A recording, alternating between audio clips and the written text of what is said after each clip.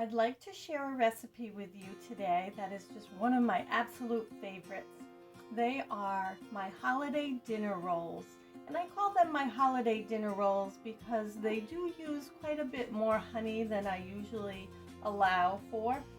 So I save them for just special occasions, and they are a little bit time consuming, so I would make them a day before the holiday, or you could make them any time before the holiday because they do freeze well. And then I just wrap the whole batch in foil after they're out of the freezer or the refrigerator or whatever I've done with them, and then warm them up in the oven while I'm cooking the holiday dinner.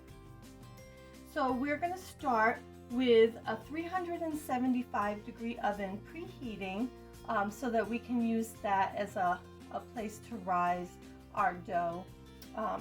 And then we will take also a 8x8 or a 9x9 baking pan and line it with some parchment paper and also grease.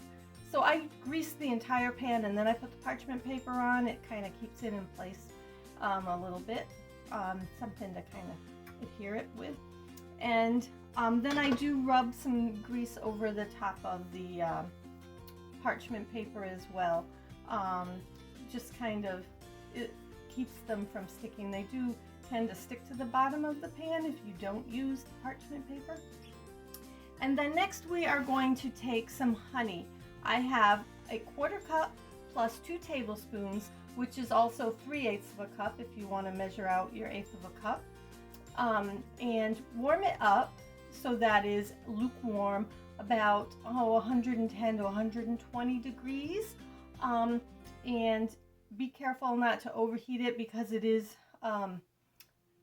not water. If you're using the microwave, for instance, sugar will heat very quickly in the microwave. So we have our honey, and we are going to now add 2 teaspoons of instant rise yeast to the honey, and just stir that up.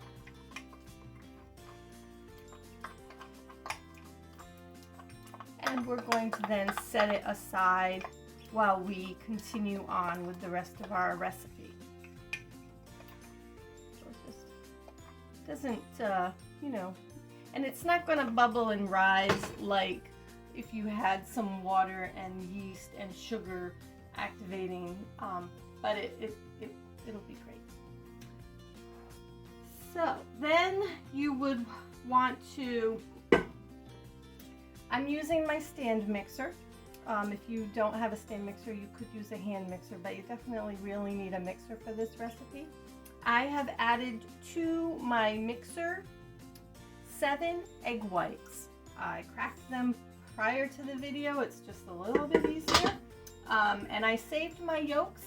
They are great to maybe add to some scrambled eggs, omelets. I love to make lemon bars, and the yolks are great for that. Or sometimes I'll use 2 yolks in place of an egg in a recipe. So especially something like cookies, it doesn't matter too much, or muffins or something, I might add 1 regular egg and the 2 egg yolks, and it's a good way to use them up. So we're just going to set that aside after we're done cracking our eggs.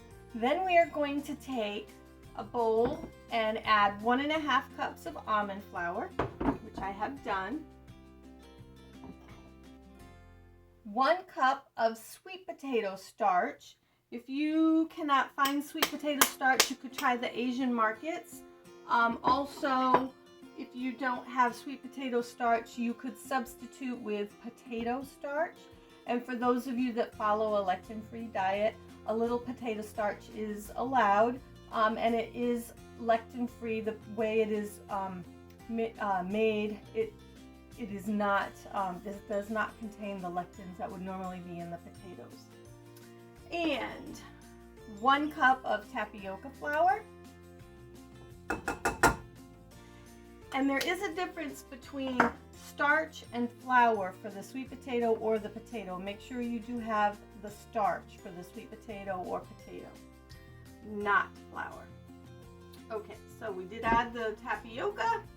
Now we have 2½ teaspoons of xanthan gum, ½ teaspoon of salt,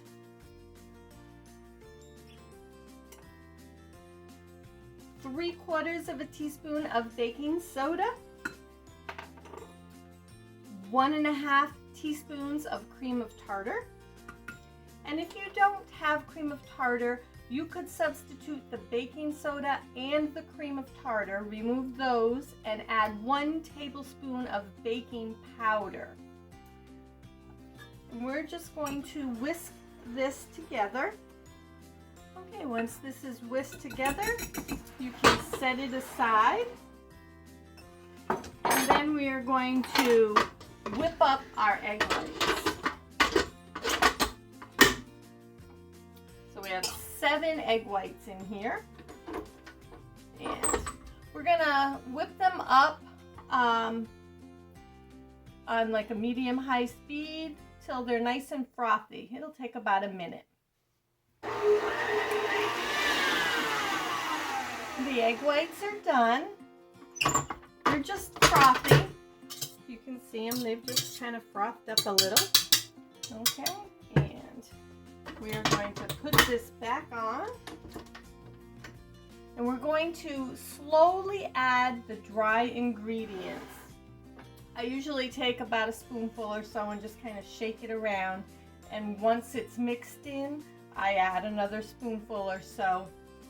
And you just kind of keep working it in batches like that till it's all incorporated. And that will be on a low setting, on low.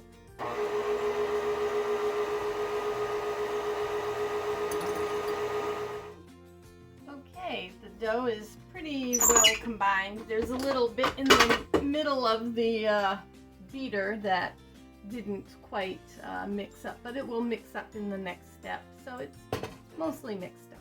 So now we will add to our dough 3/4 cup of palm shortening, and I'm using a red palm shortening and coconut oil combination. It's not your typical shortening that you normally buy in the store. This is not hydrogenated, no trans fats. It's just kind of a pressed mix of the 2 oils together. It's pretty safe. Then we are going to add, 2 tablespoons of vinegar. And we are also going to add our yeast mixture. And if you can see the yeast mixture, it doesn't really look any different. It's not bubbly or anything. But it's ready to go. We're going to add that to our dough as well.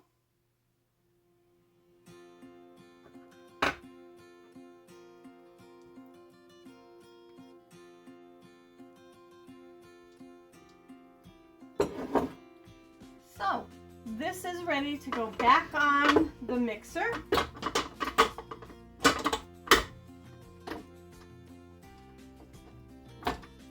We will now mix all the ingredients together on a medium speed till it is well combined. And you may need to take your spatula and just kind of scrape things down on the sides.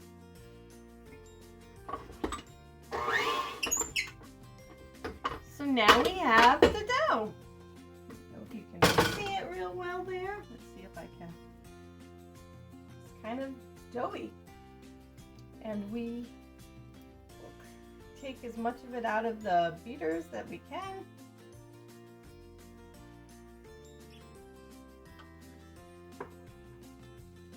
Okay, so here's our dough all mixed in together, kind of doughy. So now we're going to take our dough, and I like to use just a piece of parchment paper to work on. You're going to dust it with a little bit of tapioca flour, tapioca starch. They're pretty much the same thing, just depends what brand you buy, how it's labeled. And then I take just a spoon or so and I plop it onto the tapioca. You're gonna get a dozen rolls. You wanna make them as uniform as possible. About 1/3 of a cup is a good amount for each dinner roll. And you could certainly measure it if you like. I just eyeball everything. I'm not fanatic about it. But you just want to take your dough and kind of play with it and form it into a roll type of a shape. I just kind of make it ball-like. And then put it into your pan that you have prepared. And you're going to go across and get all 12 of them in there, and then we'll take it from there. So I'll pause the video and finish up my rolls, and I'll come back to it.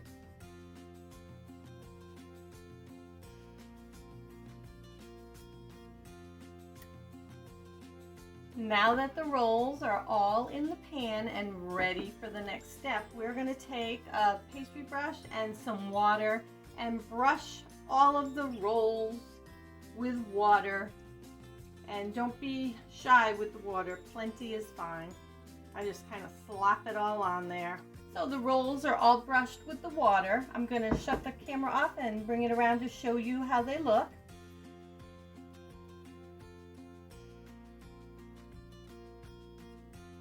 Now that the rolls are all brushed with water, we want to cover them with a towel. And I like to put a spatula or something across the pan just to keep the towel off of the food.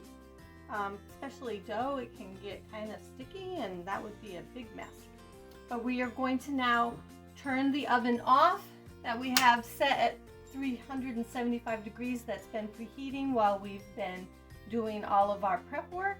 And we're going to place the dinner rolls in that oven now that it's off. And we're going to let that rise for 30 minutes. I'm going to take a wooden spoon and just stick it in the oven door to crack it for the first 15 minutes. And then I will remove the spoon and close the oven door and let it continue to rise for an additional 15 minutes with the door shut. So 15 with it cracked and 15 with it shut. It has been the 30 minutes, so now we want to take the rolls out of the oven.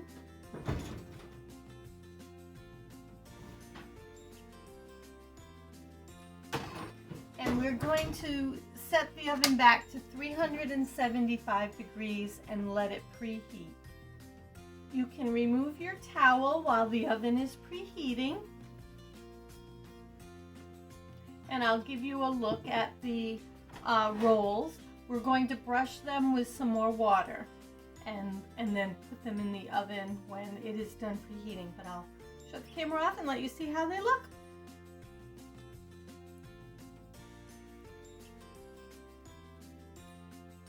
So let's brush the rolls with some more water. You want to be careful because they have risen.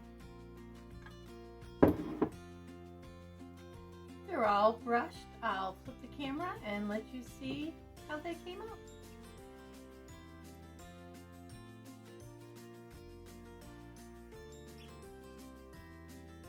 My oven has preheated to the 375 degrees. We're going to put the rolls in and bake them till they're firm to the touch and golden brown.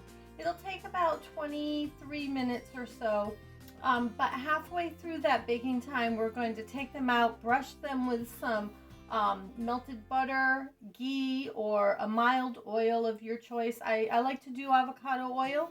That way the rolls are completely dairy-free. So they're gluten-free, dairy-free. I can't say they're sugar-free this time though, can I? Because we've got quite a bit of honey in there. But let's pop them in the oven. And I will set the timer for about 12 minutes, take them out, brush them with the oil, and then we'll put them back in for say 11 minutes or so, and we'll see how they look. The dinner rolls have baked so far for 12 out of our 23 minutes. I'm going to take them out and brush them with a little oil.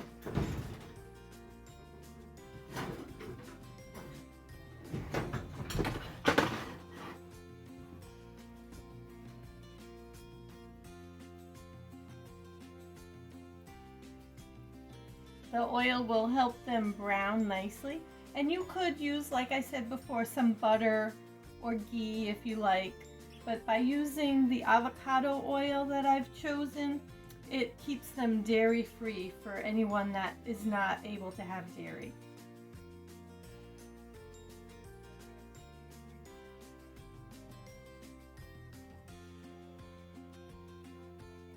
Okay, now we'll put them back in the oven and we will cook them for about another 11 minutes. If they get too brown while you're baking, you can cover them with foil for the last 3 or 5 minutes or so. It's been 23 minutes. I'm going to pull the rolls out of the oven.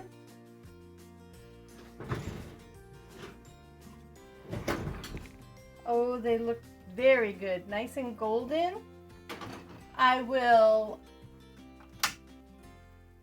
turn the camera around so you can take a peek.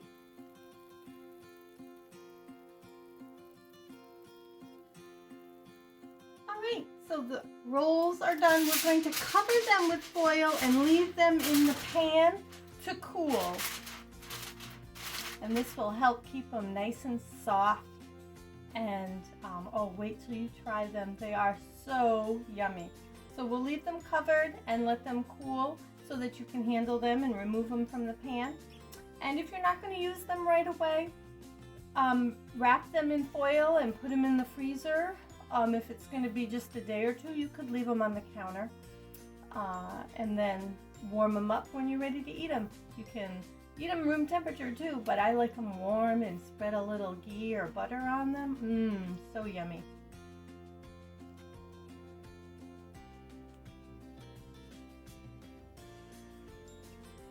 Our gluten-free dinner rolls are out of the pan and cool. I am not going to sample one for you on the camera because I'm saving them for, of course, a holiday meal that's up and coming. But I encourage you to try them. They are just so scrumptious. My family loves them. I will pull one off and you can see at least how they look. Take one from the middle so you can just see how yummy looking that is. Put a little butter on there and you are good to go. So I hope you enjoy the gluten-free dinner rolls as much as we do. And I'll catch you in our next video. Have a great day.